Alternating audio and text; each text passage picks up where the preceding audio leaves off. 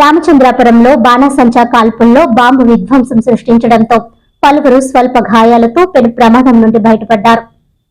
రామచంద్రాపురం మార్కెట్లో తాపీ మేస్త్రీల సంఘం ఆధ్వర్యంలో నిర్వహించిన శ్రీ వెంకటేశ్వర స్వామి కళ్యాణ మహోత్సవంలో భాగంగా కాల్చిన బాణాసంచాలో ప్రమాదం చోటు చేసుకుంది.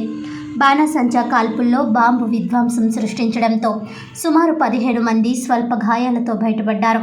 పెను ప్రమాదం తప్పాక లక్షల్లో ఆస్తి నష్టం సంభవించింది. బాంబు ధాటికి వికాస్ కళాశాలతో సహా పలు వ్యాపారం వాణిజ్య సంస్థలు దెబ్బతిన్నాయి.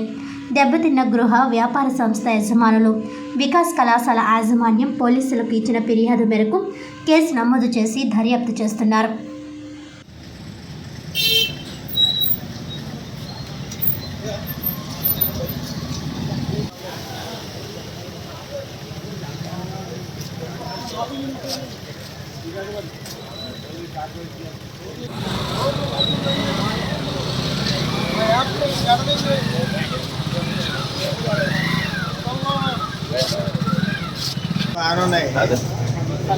తయారు చేసినండి ఉరి తీయండి. మీరు చేసుకోవటంలో పొరపట్లేదు, జోలు కాల్చుకుంటారు చేసుకుంటారు. అదోసారి ఆయన ఇన్స్ట్రుమెంట్ చూసారా మీరు? నేను చూశాను ఫోటోలో.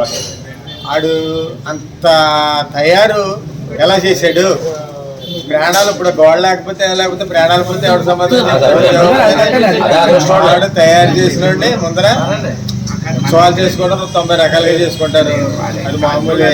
ఉత్సవాలు చేసుకోవద్దని మా నాన్న తయారు చేసినాడు. అంత డేంజర్గా ఎలా తయారు చేశాడు అన్నది ఇప్పుడు పెద్ద పాయింట్. అది దాని